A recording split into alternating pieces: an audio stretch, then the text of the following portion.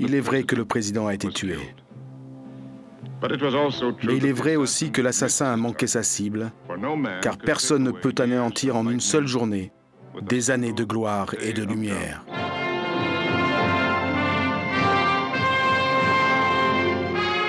La voix de l'Amérique, celle qui assène toujours la même histoire. Près de 40 ans après la mort de John Fitzgerald Kennedy, l'Amérique n'oublie pas qu'elle a élu le 7 novembre 1960 un jeune roi, qu'elle trouve beau, un mythe vivant, entouré d'une famille dont chaque mort, chaque scandale apparent, alimente malgré tout la légende. Après tant d'années, je suis absolument fasciné de voir que l'on continue à s'intéresser autant aux Kennedy. Ils sont comme les déchets nucléaires, ils ne meurent jamais. La véritable histoire des Kennedy, c'est un mélange de tragédie antique et de vaudeville. Une pièce magistralement mise en scène et interprétée par un clan, leurs vassaux et leurs ennemis. Une pièce en plusieurs actes, riche en rebondissements, coups de théâtre, liaisons particulières, liaisons dangereuses, inspirée par un roman parsemé d'alliances douteuses, de tentatives de meurtre parfois, de trahison toujours. Lorsqu'on joue au football avec les Kennedy, il faut jouer très très dur, mais il ne faut jamais gagner. Il brûlait la vie par les deux bouts. Son insouciance et les risques qu'il prenait rendaient impossible la réalisation de ses promesses. Si ses promesses avaient été tenues, cela aurait fait plus de bien à son image que l'effort permanent de ses collaborateurs pour dissimuler ce qui était réellement en train de se passer. C'est en maquillant son emploi du temps et en cachant les coups de fil du président qu'ils ont créé autant d'interrogations désastreuses pour son image.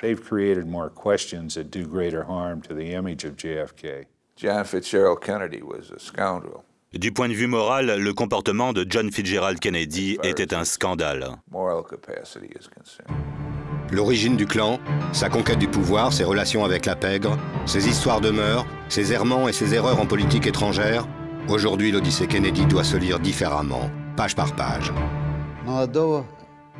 C'était un homme trop jeune, trop léger et insouciant que l'on ne pouvait pas prendre au sérieux.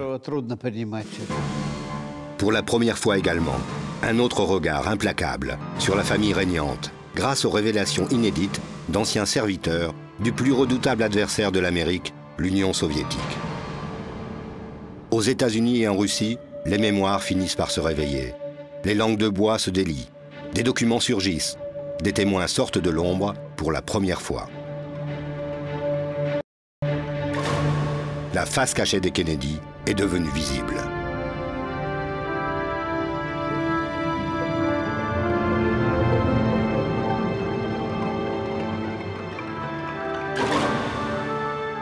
Acte 1. La Première Guerre mondiale commence ses ravages en Europe.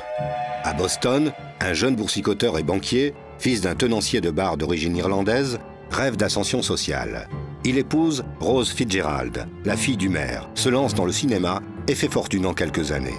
Joseph Kennedy, une figure exemplaire en apparence. Joe était le patron de toutes les activités des Kennedy.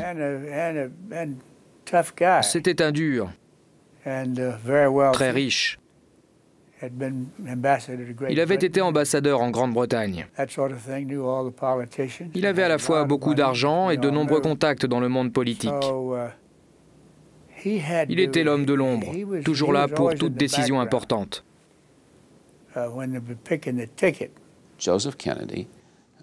Joseph Kennedy possédait de nombreux talents.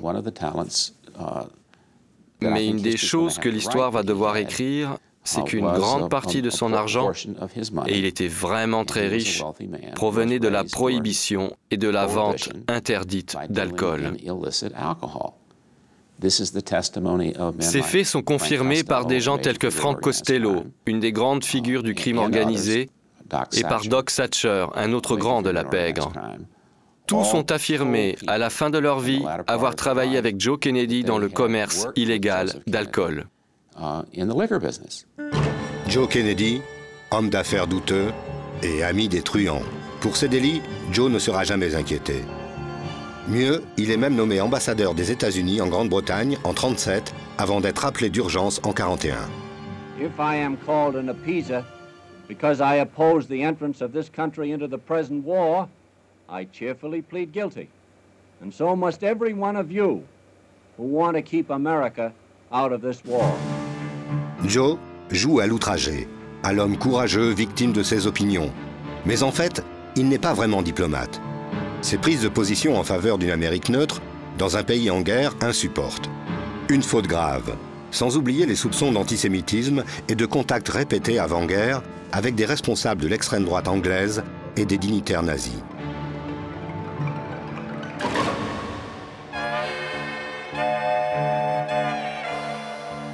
Aussi injustifiable que ces bourdes diplomatiques, M. l'ambassadeur Joseph Kennedy continuait ses activités de marchand d'alcool, faisant acheminer vers les États-Unis 200 000 caisses de whisky.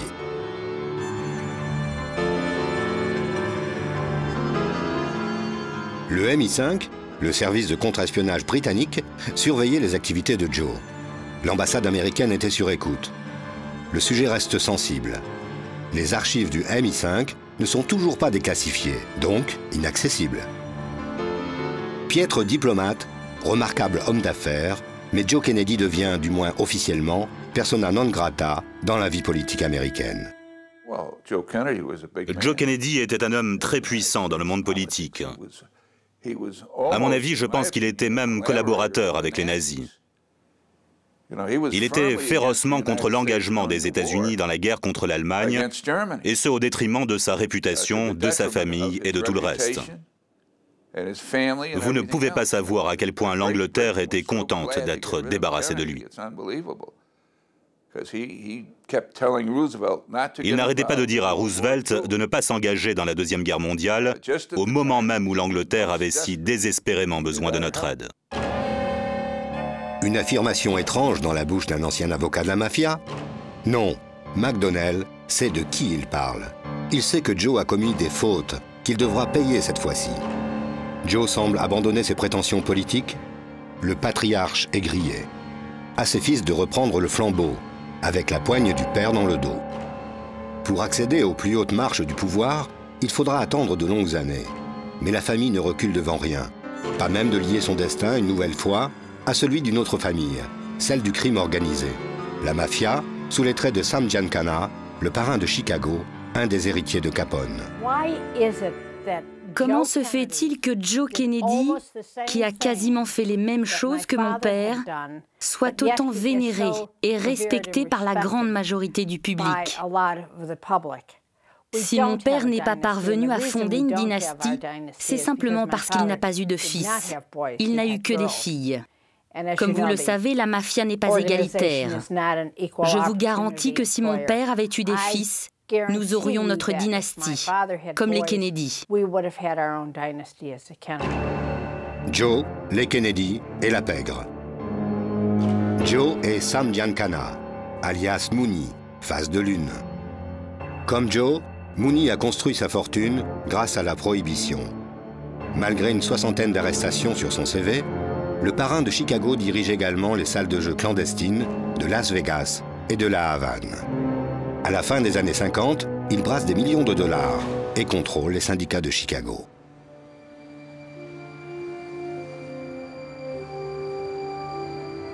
Acte 2. Kennedy, Giancana à huis clos, la première rencontre a lieu pendant l'hiver 59 à Chicago, au 5e étage de ce bâtiment. L'immeuble en question n'est autre que le palais de justice. Dans quelques semaines, des élections primaires, décisives pour assurer la nomination de John Kennedy contre Hubert Humphrey, vont avoir lieu dans l'Illinois.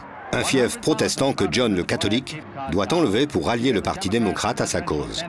Pour assurer la victoire, Papa Joe demande à Giancana de rameuter le banc et l'arrière-banc du syndicat du crime. Cette discussion portait uniquement sur l'aide que Sam Giancana pouvait apporter à Kennedy pour qu'il soit élu président. Sam pouvait mettre des hommes dans tous les arrondissements et circonscriptions de Chicago, notamment dans le secteur ouest. Et c'est exactement ce qu'il a fait. Il avait 200 hommes sur le terrain. Ils ont mis leur voiture à disposition afin que le maximum de gens en faveur de Kennedy puissent se rendre au bureau de vote. Ils ont vraiment tout fait pour les aider. Et c'est comme ça que Kennedy a gagné les élections dans l'Illinois et à Chicago. La mafia a-t-elle joué un rôle dans les élections de 1960? Oui. En Virginie occidentale, dans l'Illinois, dans les primaires comme lors des élections présidentielles. Sans la pègre, Kennedy aurait probablement perdu les élections. En coopérant et en aidant les Kennedy, mon père espérait qu'il lui foutrait la paix pour faire ce qu'il avait à faire.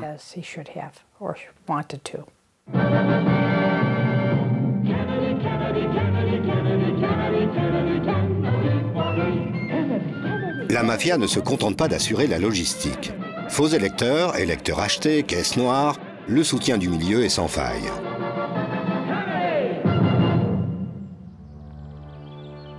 Un trucage confirmé par un journaliste. Lui et d'autres ont essayé à l'époque de révéler ce scandale, peine perdue. Son quotidien, le fameux Wall Street Journal, n'a pas voulu sortir l'affaire. Aujourd'hui, il ne reste plus à Roscoe Seaborn qu'un dossier enterré. Tout ce qui reste d'une enquête de 5 semaines. Nous avons découvert, aucun doute là-dessus, que d'énormes sommes d'argent avaient été versées par des représentants de Kennedy afin de contrôler les appareils politiques locaux. Nous connaissions les personnes. Nous savions qu'ils représentaient les Kennedy. Mais nous n'avions pas les dates des échanges à un endroit donné, à un moment donné. Déclarations signées, certifiées exactes à l'appui. Normalement, on n'en a pas besoin. On fait témoigner les gens, ils vous donnent les informations qu'ils possèdent. Vous arrivez ensuite à un jugement sur la véracité de ce qu'ils disent et vous sortez l'histoire. Je crois qu'ils étaient très réticents à le faire pour imposer de telles conditions. Roscoe n'a pas pu se payer le candidat démocrate Kennedy. La preuve qui lui manquait, le FBI la détenait. La preuve de la collusion entre le futur président des États-Unis et le syndicat du crime. La preuve que la démocratie était déjà bafouée. Le FBI n'est pas intervenu. Son ancien numéro 2, l'âme damnée de John Edgar Hoover, se sent autorisé aujourd'hui à en parler. Il a été établi avec certitude lors d'une écoute téléphonique, excusez-moi, disons plutôt grâce à nos micros, que la mafia de Chicago avait donné environ 25 000 $ pour la campagne de Kennedy.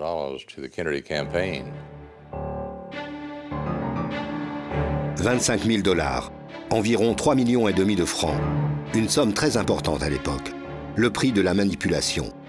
Le FBI n'inquiétera ni les Kennedy, ni les mafieux. Pourquoi? Une façon peut-être pour le maître absolu du Bureau fédéral d'investigation, John Edgar Hoover, de disposer de dossiers compromettants, au cas où à l'avenir, les Kennedy essaieraient d'avoir sa peau.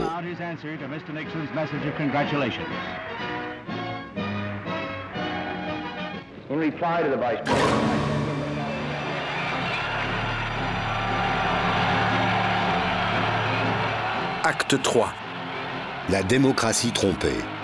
Le 7 novembre 1960, celui qui est devenu JFK remporte les élections présidentielles. Le clan a gagné son pari, investir la Maison-Blanche.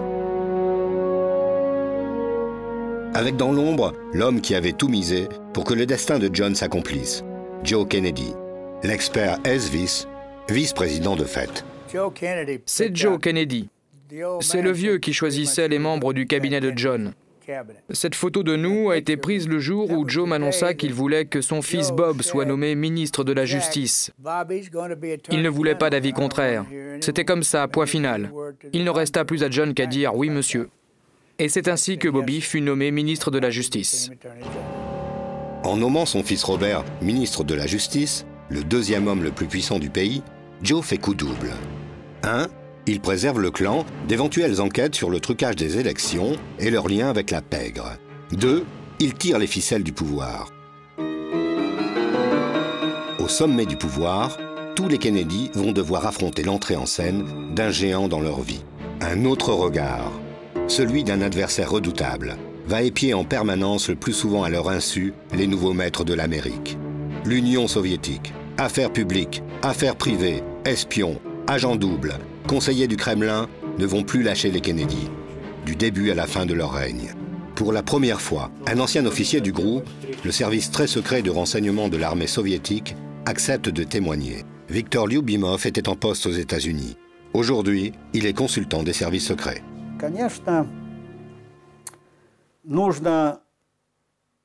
Évidemment, pour nous, il était important d'établir des contacts avec la nouvelle administration américaine. Et quand on a demandé à qui il fallait en parler, on nous a répondu au père du président, Joe Kennedy, que vous trouverez en France sur la Côte d'Azur. C'est lui qui s'occupait des intérêts économiques des États-Unis.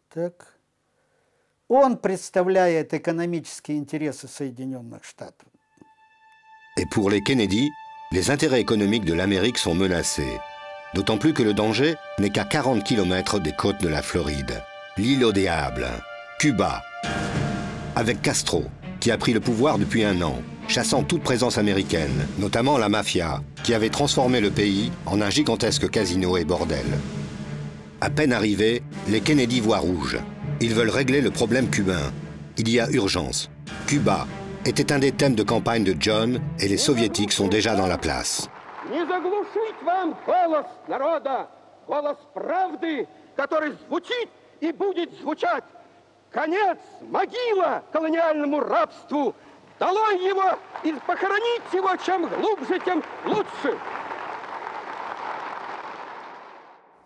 Then I want it clearly understood that this government will not hesitate in meeting its primary obligations, which are to the security of our nation.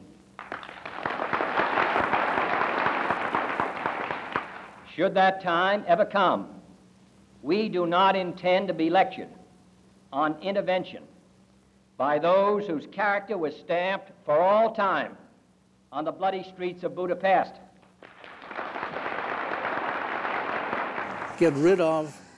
Se débarrasser de Castro et de son régime, voilà ce qu'on nous demandait de faire.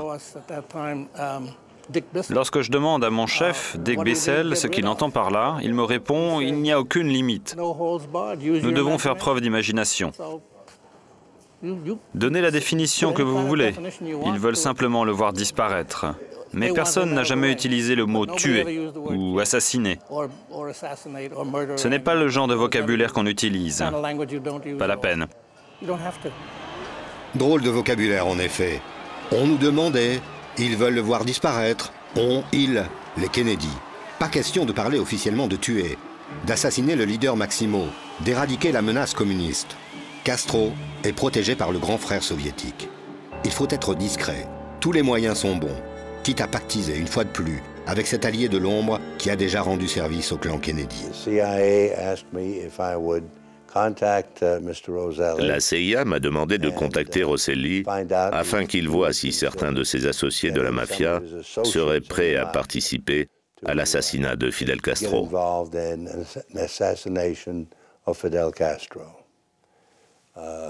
Je dois vous dire que cela ne m'enchantait pas. Mais je me suis laissé convaincre par les autorités de la CIA.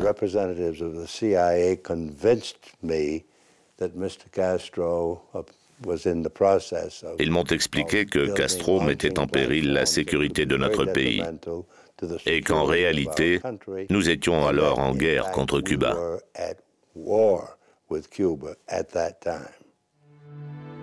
Robert Maheu a cité Johnny Rosselli, un as du meurtre de la mafia de Chicago. Son patron, une vieille connaissance des Kennedy, Mooney, Sam Giancana. Rosselli, Giancana et Robert Maheu. Tous trois se retrouvent à plusieurs reprises au restaurant du prestigieux hôtel Fontainebleau, à Miami. Entre deux verres, ils mettent au point l'assassinat de Castro.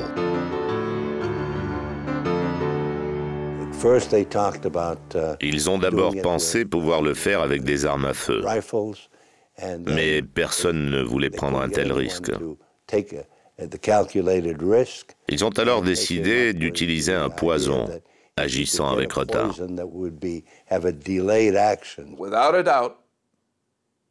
Cela ne fait aucun doute que Sam Giancana recevait de l'argent de quelque part à Washington pour assassiner Castro. Ça l'amusait beaucoup. Il recevait l'argent et il en riait. Les pilules de poison m'ont été données dans des emballages plastiques par la CIA et moi, je les ai données à Rosselli. Robert Maheu, ex-agent spécial du FBI, ex-barbouze de la CIA, a été entendu en 1975 par une commission d'enquête chargée d'évaluer le rôle des Kennedy dans plusieurs tentatives d'assassinat sur des chefs d'État jugés hostiles à l'oncle Sam. Son témoignage a été enterré. Le ministre de la Justice, Robert Kennedy, est venu nous voir et a informé M. Hoover sur ce que la CIA a essayé de mettre en place, en liaison avec Mo Giancana et le crime organisé de Chicago pour assassiner Castro. Nous étions totalement contre. De notre point de vue, c'était totalement condamnable. Pourquoi? Pour nous, c'était traiter avec le serpent, l'ennemi. Et cela pourrait sérieusement compromettre les enquêtes sur la mafia que nous tentions de faire aboutir.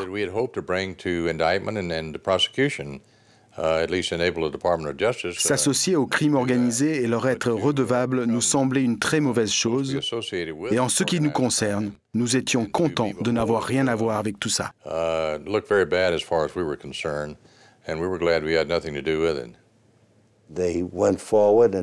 L'opération a suivi son cours.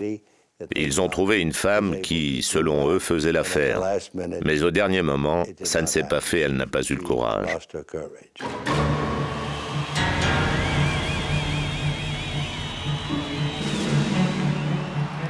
Acte 4. Castro, la CIA, la mafia et les Kennedy qui s'offrent une nouvelle fois un double visage inquiétant. D'un côté, une lutte officielle impitoyable, martelée publiquement par Robert Kennedy contre le crime organisé. Un complot d'assassinat politique orchestré avec les mafieux de l'autre. La première tentative d'assassinat se solde par un échec. Elle se prolonge par un fiasco. Les Kennedy s'offrent un jour J minable, la baie des cochons. Une opération préparée au printemps 61 par la CIA et la mafia encore. L'État américain et le crime organisé investissent des millions de dollars. Objectif, reprendre Cuba.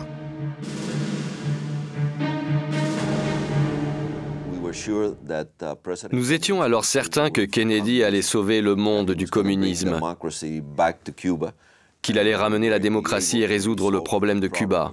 On était prêt à gagner ou à mourir. Jamais on n'aurait cru qu'on perdrait.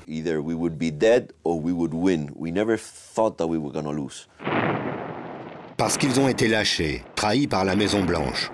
Les anticastristes, une petite armée de quelques milliers d'exilés cubains, entraînés par la CIA, ont été victimes d'une succession d'erreurs impardonnables pour les quelques rescapés de la baie des cochons. Ils acceptent aujourd'hui d'en parler.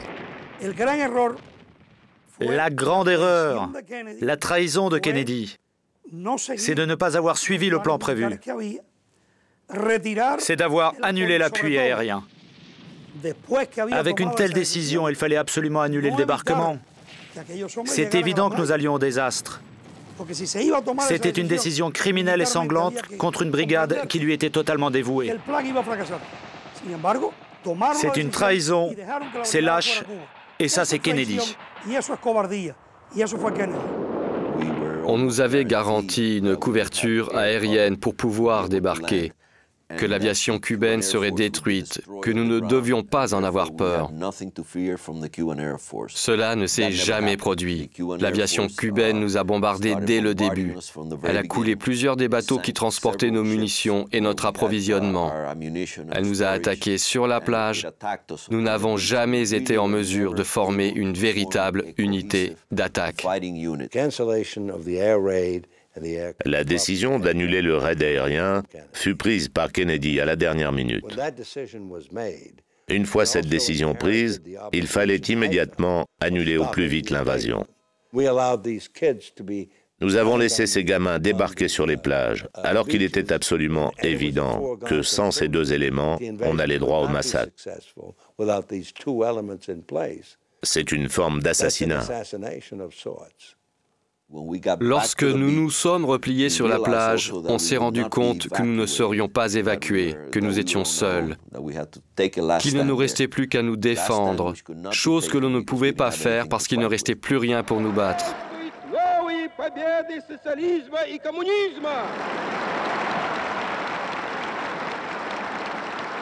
Viva la Unión Soviética! Здравствует Советский Союз!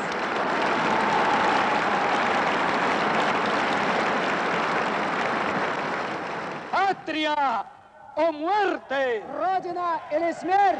Venceremos.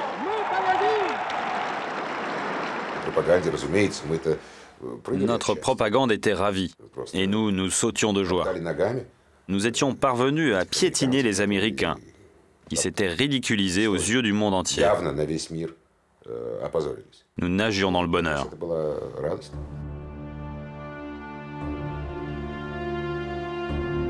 Des hommes en colère, incrédules ou exultants, mais d'autres savaient que les Kennedy n'étaient pas qu'obsédés par Castro.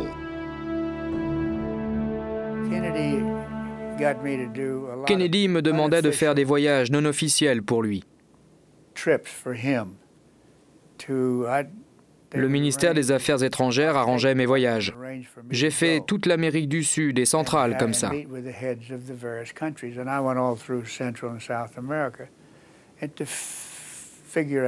Mes missions consistaient à rencontrer les chefs d'État de différents pays pour voir s'ils nous étaient sympathiques ou pour évaluer lesquels pouvaient devenir des dictateurs, lesquels nous devions entretenir ou pas.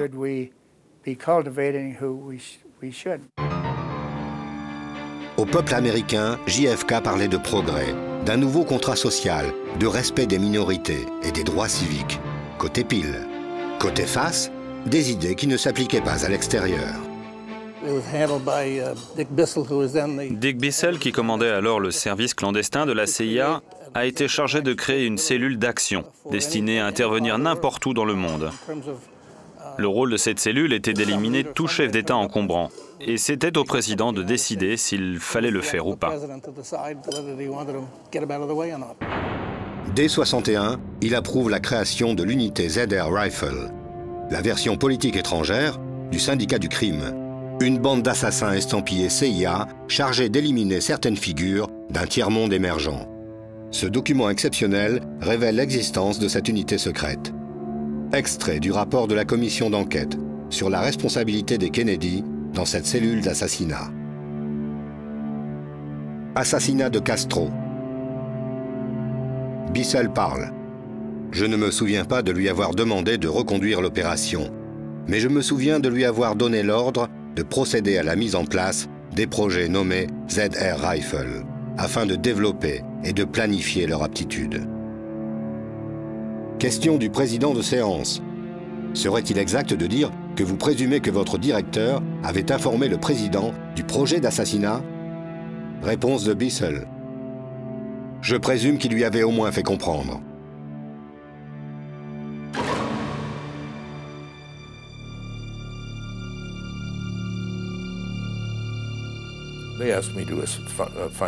Ils m'ont demandé de trouver un moyen pour assassiner Patrice Lumumba.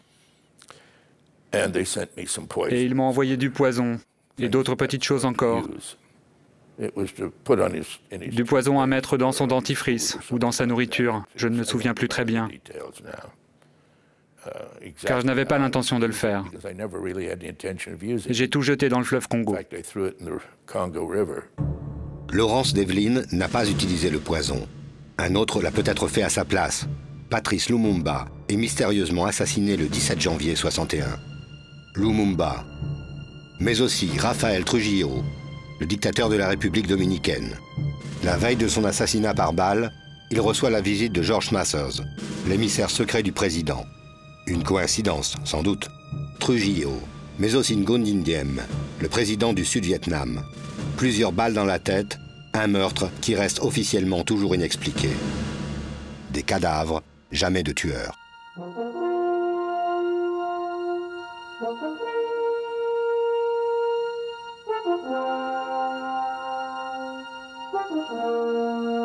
Acte 5.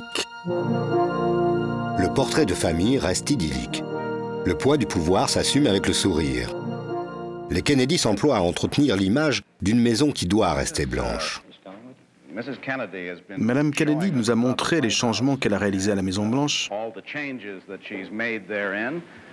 Que pensez-vous de ces changements? Je pense que les efforts qu'elle a réalisés permettent de rentrer encore plus intimement en contact avec les hommes qui ont vécu ici. Madame Kennedy, passez-vous beaucoup de temps dans la chambre Lincoln? C'est ici que nous vivions lorsqu'ils étaient en train de repeindre nos appartements. J'adorais cette chambre. C'est le côté ensoleillé de la maison. Et dehors, il y a les magnolias. Mais les Kennedy sont loin de consacrer tout leur temps à la bonne conduite du pays. Les 1055 jours passés à la Maison-Blanche l'ont plus souvent transformé en maison close. À la Maison-Blanche, il y a une piscine. Et ça, les gens ne le savent pas. Kennedy y amenait de jolies filles et leur demandait d'enlever leur maillot de bain. Il passait son temps à leur courir après. « Allez, rentrez dans la piscine. »« Non, non, on ne veut pas être nus. »« Alors rentrez dans la piscine, leur disait-il. Enlevez vos maillots dans l'eau et lancez-les sur le bord. » Puis il les ramassait tous. Et quand elles ressortaient, « Celui-là est à toi, celui-ci est à toi. » Il les redistribuait et en profitait pour les regarder toutes, les unes après les autres. Il aimait. Ça le faisait rire. Elle aussi finissait par rire. On s'amusait vraiment bien. Tout ça en pleine Maison-Blanche. Comment Jackie pouvait-elle imaginer que ceux qui ouvraient la porte de sa voiture en lui souhaitant la bienvenue à la Maison-Blanche venaient tout juste de raccompagner ses maîtresses de la piscine? Je n'aimais pas du tout ça. Je n'aimais pas la façon dont elle était traitée. En bon agent du service secret, l'agence chargée de la protection rapprochée du président, Larry Newman n'a jamais révélé ce qu'il a vu et entendu. 40 années de bons et loyaux services, à se taire, sans pourtant oublier. C'était plus surprenant que choquant. Mais au-delà, ce qui me surprenait le plus, c'est le nombre d'amis et de membres de son équipe qui semblaient encourager ce genre d'activité pour satisfaire au mieux les désirs et caprices du président.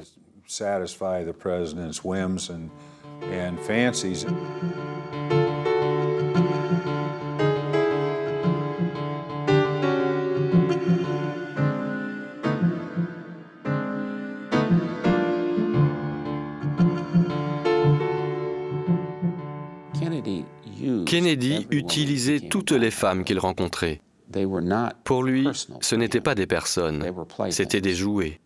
De son point de vue, les relations qu'il entretenait avec elles ne l'engageaient donc en rien.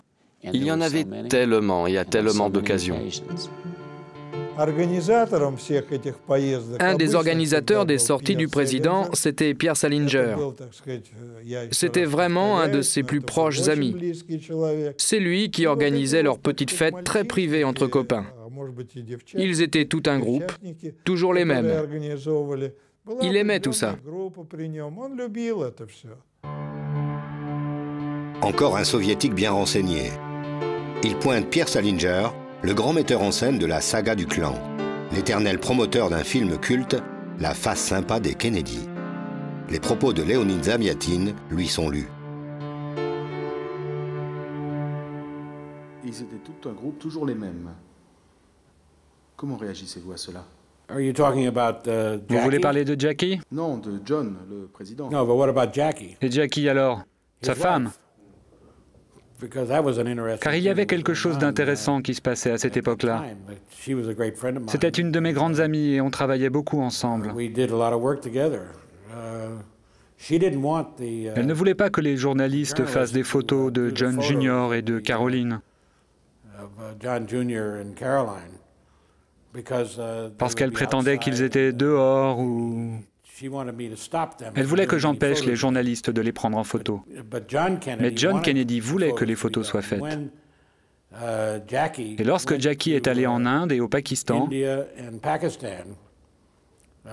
Kennedy m'a appelé au bureau et m'a dit « Maintenant, on va pouvoir faire beaucoup de photos ». C'est là que les photos ont été faites, dans la Maison-Blanche, dans son bureau.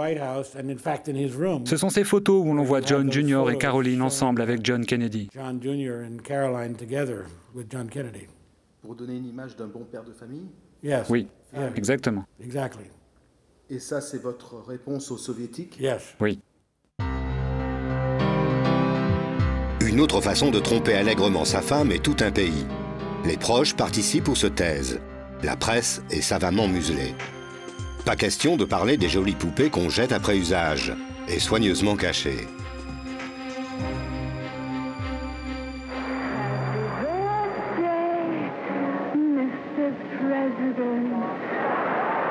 Scène connue. Interprétation libre de Marilyn, l'une des maîtresses finalement reconnues par l'histoire.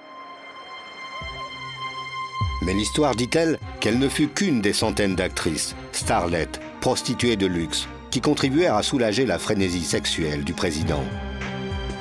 Et l'histoire connaît-elle l'existence d'une de ses maîtresses, Judith Campbell, que JFK partageait avec une vieille connaissance, Mooney, Giancana, encore lui. Partage d'une femme et d'un objectif, car à ce moment-là, Face de Lune participe lui aussi aux préparatifs d'invasion de Cuba. Elle couchait avec les deux hommes, c'est admis. Elle l'a même avoué. C'était une des plus belles femmes quand elle avait la vingtaine. Je ne peux pas reprocher ça à Kennedy. Il faut dire qu'il avait tendance à courir après tout ce qui bouge. Il en a vraiment eu de très belles.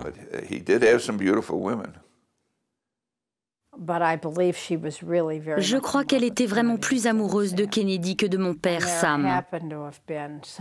C'est vrai qu'elle transportait des choses dans des valises de Washington à Chicago et de Chicago à Washington. Ce qu'il y avait exactement dans ces valises reste pour moi un mystère. Judith Campbell a reconnu des années plus tard qu'une de ces valises aurait contenu de l'argent. Autre hypothèse, le mystérieux contenu n'était autre que des documents sur Cuba que la mafia faisait parvenir à la Maison-Blanche. La mafia croyait qu'elle n'avait pas seulement fourni à Kennedy de l'argent et des votes, mais aussi des femmes. Et qu'a-t-il fait? Il s'est retourné contre eux. Je crois qu'on peut dire que les escapades avec Judith Campbell, celle-ci en particulier, pas les autres, parce qu'elle était liée à la mafia, ont sans doute contribué à leur sentiment de trahison.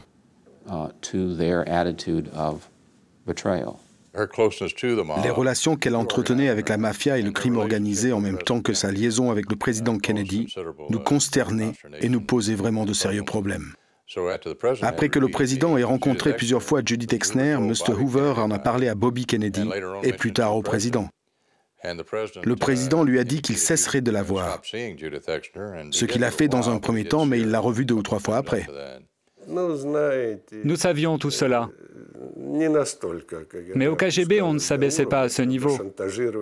On n'aurait jamais fait chanter un président parce qu'il couchait avec une autre femme. En plus, nous n'allions pas provoquer les Américains là-dessus, car nous ne voulions pas qu'ils nous provoquent en retour. Faux, monsieur le chef du KGB. Un document d'archives du FBI récemment déclassifié montre que le bloc soviétique a su utiliser les frasques de JFK. Voici le dossier d'une certaine Hélène Romech, une habituée des parties fines de la piscine de la Maison-Blanche. Dossier accessible, malheureusement noirci au préalable par la censure. Qui fut chargé de l'enquête? Monsieur le numéro 2 du FBI en personne, Carta Deloche. Le FBI savait qu'Hélène Romech, disons-le plutôt comme ça, beaucoup de preuves nous permettaient de penser qu'Hélène Romech était une espionne est-allemande. En conséquence, nous suivions ses activités de très près. On connaissait sa relation avec le président, mais nous avons été totalement coupés de tout ce qui a pu lui arriver après son renvoi en Allemagne de l'Est. Et je n'ai que des rumeurs. Et je ne répète pas les rumeurs. Il y a eu un précédent. Quand Kennedy était dans la marine, pendant la Seconde Guerre mondiale, il avait une liaison avec un individu du nom d'Inga Harvad. À l'époque, elle était identifiée comme un espion allemand. Elle n'a jamais été inquiétée, il n'y avait pas assez de preuves pour ça, mais elle le visitait à différents endroits, en Virginie, en Caroline du Sud. C'est probablement une des raisons pour lesquelles Kennedy fut transféré de la base opérationnelle de Charleston, en Caroline du Sud, vers le Pacifique Sud.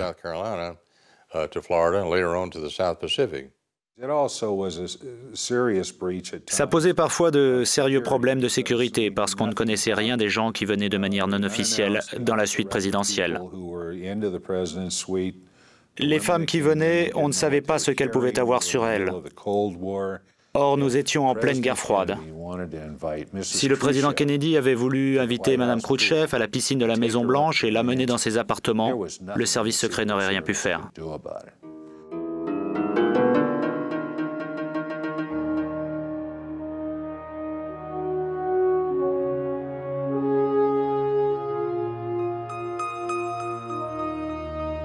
Acte 6. Madame Khrouchtchev ou une Mata Hari des années 60, comme Hélène Rometsch, ne suffisent pas à inquiéter au plus haut niveau de l'État, ni même l'entrée en scène d'un certain Georgi Bolchakov. La CIA m'avait informé que Bolchakov était un agent du KGB. Ils avaient vu qu'il l'était lorsqu'il était en Union soviétique. Mais je ne crois pas qu'il travaillait comme agent aux USA. Pour nous, il dirigeait un journal. Mais Bolchakov a surtout un autre dessein, infiltrer le clan Kennedy. Présenté par l'ambassade soviétique à Washington, Bolchakov permet à John et Bob de s'adonner à une de leurs passions, la diplomatie secrète. Il doit servir d'intermédiaire pour une rencontre entre Khrouchtchev et Kennedy. Les Kennedy pensent disposer d'un allié, mais en réalité, ils font entrer à la Maison-Blanche une taupe, un agent des services secrets de l'Armée rouge.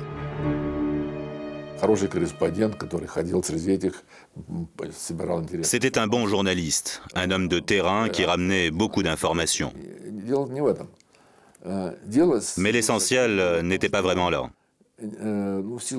Bolchakov était surtout un agent secret du GRU, chargé de s'intéresser à tout. Puis on lui a demandé de s'occuper uniquement de Robert Kennedy. En quelques mois, Bolchakov devient l'interlocuteur privilégié des Kennedy. Officiellement, il n'existe pas. Pourtant, tous les rapports diplomatiques Kennedy-Khrouchtchev passent par lui. Décédé à Moscou en juillet 89, Bolchakov est mort sans jamais avoir parlé de ses années à la Maison-Blanche. À sa place, un homme peut divulguer de précieuses informations, un de ses anciens amis et collègues du GRU, qui a pu pour la première fois consulter le dossier Bolchakov, toujours classé secret. Ils communiquaient ensemble tous les jours, au téléphone ou au ministère. Ou alors, Robert et Bolchakov allaient à la maison de campagne des Kennedy pour se retrouver en tête-à-tête.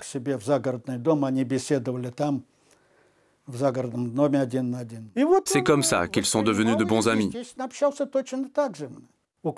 Toutes les informations recueillies par Bolchakov partaient directement à Moscou, aux autorités du renseignement militaire. Elles étaient ensuite communiquées au ministère des Affaires étrangères. Notre ambassade aux États-Unis n'en recevait qu'une copie, nettoyée par le ministre Gromyko en personne.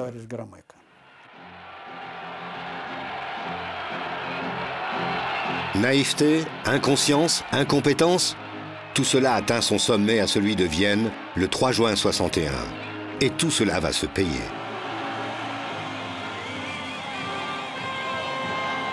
Le monde entier écarquille les yeux et croit contempler un moment historique.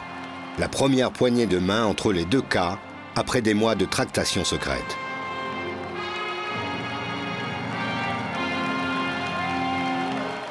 Point d'orgue officiel de cette rencontre, régler l'épineux problème du partage de l'Allemagne et de Berlin.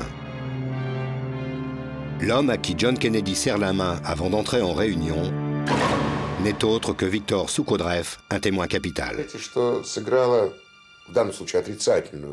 Ce que Khrouchtchev ne supportait pas chez Kennedy, c'était ses manières d'intellectuel.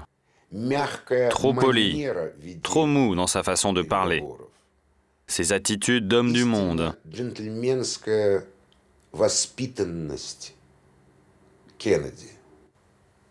Il percevait Kennedy comme quelqu'un de faible.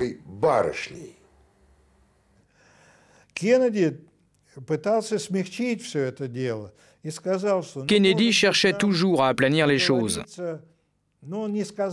Il voulait trouver un accord, une forme de coexistence, bien qu'il ne prononçât jamais le mot. Il cherchait le moyen de réaliser un partage équitable du monde, déterminé autour des principales zones d'influence de chacun des deux blocs.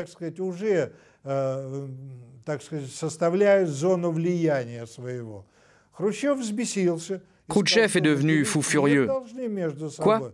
Nous devons partager le monde? Qui peut nous empêcher d'aider Cuba? Vous voulez nous obliger à cesser toutes nos aides à Cuba et à Fidel Castro? Que vont penser les autres pays et tous ces peuples en lutte pour leur libération nationale contre l'Amérique? Puis il s'est lancé dans un discours fleuve sur l'impérialisme américain. Le sommet de Vienne se solde par un cuisant échec. Selon certains collaborateurs de Kennedy, le président en pleura. Qu'aurait-il fait s'il avait su que cette fois-ci, il n'avait même pas pu faire illusion? les agents du GRU infiltrés à Washington et en Europe avaient procuré à Khrouchtchev les plans d'attaque de l'URSS par les forces de l'OTAN. Échec et mat. Khrouchtchev entendait bien que Kennedy cherchait l'apaisement à tout prix avec l'Union soviétique.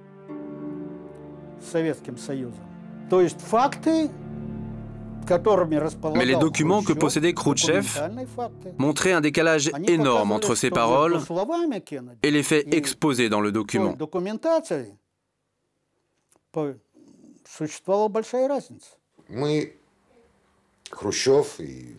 Après la rencontre, nous sommes allés avec Khrouchtchev et Gromyko à la résidence de notre ambassadeur en Autriche. On s'est promené dans le jardin. Khrouchtchev nous fit part de ses impressions. Et il prononça d'une traite la phrase suivante. Oui, je plains vraiment le peuple américain d'avoir un tel président.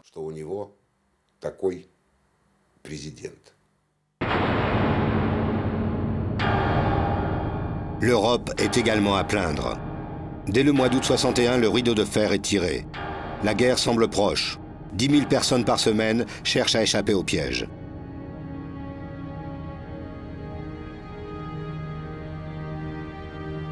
The source of world trouble and tension is Moscow, not Berlin.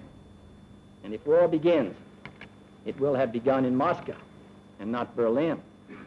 For the choice of peace or war is largely theirs, not ours. Un discours sans ambiguïté. L'URSS est l'unique responsable du mur de la honte. JFK regarde le monde libre droit dans les yeux. Le président ne peut être que sincère. L'oncle Sam a le beau rôle. Ces cartons contiennent probablement une autre vérité, les dizaines de lettres échangées à l'époque entre Khrouchtchev et Kennedy. Des lettres où l'histoire s'écrit différemment. La Maison-Blanche et le Kremlin se seraient mis d'accord pour que le mur de Berlin soit construit. Contre quoi? Ces documents restent confidentiels. À moins que la famille Kennedy ne donne son accord. Dans quelques siècles peut-être.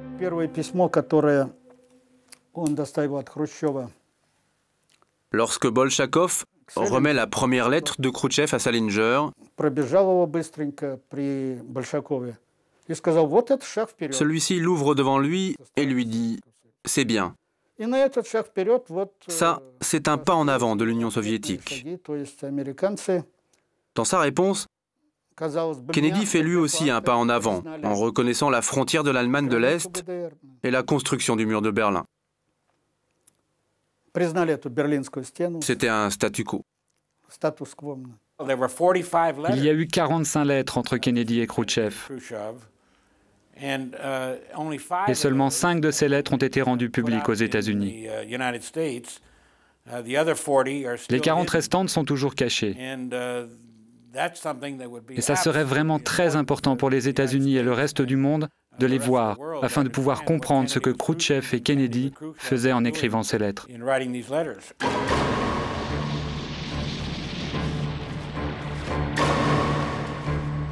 Acte 7. Match nul? Pas encore. Il faut une victoire à tout prix. Pour les Kennedy, Cuba redevient une cible privilégiée. Ils pensaient qu'il fallait trouver le moyen de laver leur nom. Ils utilisaient tous les moyens pour ça, et pas que la CIA. L'opération Mangouste, par exemple, c'était le nom de code donné à toutes leurs activités contre Castro. Il n'y avait pas que la CIA à être mobilisée. Tout le monde était impliqué. Les ministères de la Défense, des Affaires étrangères, du Commerce, des Finances, tout le monde. Début 62. L'opération Mangouste est lancée. Attentat à l'explosif à Cuba. Simulation d'invasion dans les Caraïbes. Espionnage aérien de l'île, jour et nuit. Au mois de mai, les avions de la CIA repèrent des rampes de lancement de missiles en pièces détachées, acheminées par des navires soviétiques. Infiltrée, l'opération Mangouste se casse pourtant les dents. Khrouchtchev a encore un coup d'avance. L'affaire de la crise des missiles commence. Cette fois-ci, Kennedy se veut inflexible. I have directed that the following initial steps be taken immediately. First, To halt this offensive buildup, a strict quarantine on all offensive military equipment under shipment to Cuba is being initiated. L'escalade. Dans chaque camp, aucun compromis ne semble possible. La Troisième Guerre mondiale montre ses têtes nucléaires. Du côté américain, l'état d'alerte général est instauré.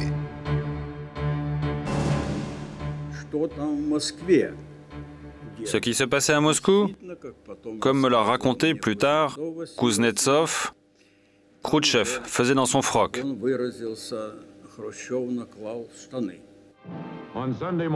Dimanche matin, un message parvient à la Maison-Blanche en provenance de Moscou.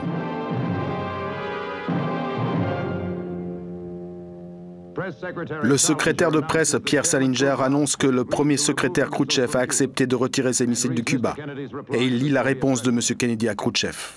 Le président a déjà quitté la Maison-Blanche pour assister à la messe de sa paroisse. Pour remercier Dieu ou pour lui confesser que la confrontation était devenue en fait une négociation.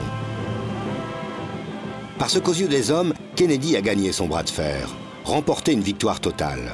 Les Soviétiques ont perdu la face, version officielle. L'autre version présente une réalité, une fois encore, tout à fait différente. Khrouchtchev a beaucoup perdu, parce qu'après la crise, toute la presse mondiale a écrit qu'il avait cédé, qu'il avait retiré ses missiles, un point c'est tout, que c'était une victoire totale des Kennedy. Personne ne savait alors qu'en réalité, il y avait eu un véritable échange. C'est Kennedy qui avait exigé que cela ne se sache pas. Il ne voulait pas qu'on sache qu'il y avait eu en échange le retrait des missiles américains de Turquie. Le fait est qu'on devait absolument trouver le moyen de se sortir du piège dans lequel on s'était fourvoyé. Un blocus autour de Cuba, des missiles nucléaires sur l'île et d'autres en route, c'était la Troisième Guerre mondiale. Que sommes-nous prêts à payer pour sortir de là? Donnez-moi un prix. Je suis prêt à le payer. Si le sacrifice de quelques missiles en Turquie suffit à sauver la face, je les retire immédiatement. Contre le retrait des missiles de Cuba, Khrouchtchev a non seulement obtenu le retrait des missiles Jupiter de Turquie, le maintien des conseillers militaires soviétiques à Cuba, mais en plus, surtout, la promesse formelle que les Kennedy cesseraient toute attaque contre l'île. Promesse non tenue. On se sentait un peu comme des galériens qu'on fouettait. Les Kennedy nous poussaient, encore, encore et encore. Après la crise des missiles, on a été tranquille pendant 2 mois. Les choses s'étaient calmées. Puis tout d'un coup, c'était reparti. En janvier 63, c'était reparti. Un dernier document, récemment déclassifié par le ministère américain de la Défense. Nom de code, au plan 380-63. Objectif, Cuba. Modalité d'exécution, infiltration, subversion, opération de guérilla, organisation d'attaque contre la base de Guantanamo afin de justifier une riposte. Date d'exécution, 3 août 1964. JFK croyait connaître la date du dernier acte. Il se joue en fait le 22 novembre 63 à Dallas, Texas. Trop de compromis, trop de mensonges, trop de trahisons, trop d'ennemis. Mais ceci est déjà une autre histoire.